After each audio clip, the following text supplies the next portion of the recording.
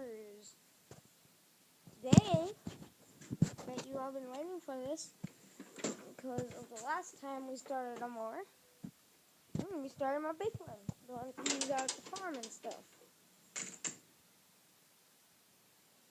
This has a Kohler Pro, 18 horsepower craftsman.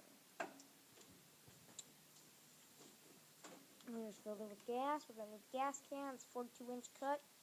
That's Dad's 46-inch cut with a Briggs & Stratton Platinum. And we're gonna start this for you today.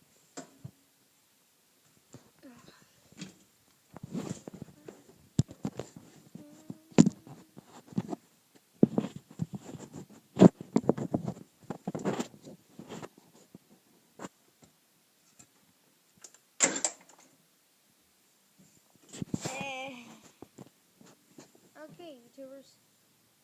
1, 2, oh, yep, okay.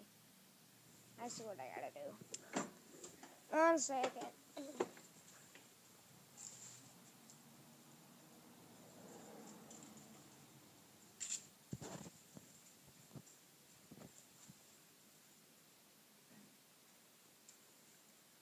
There we go.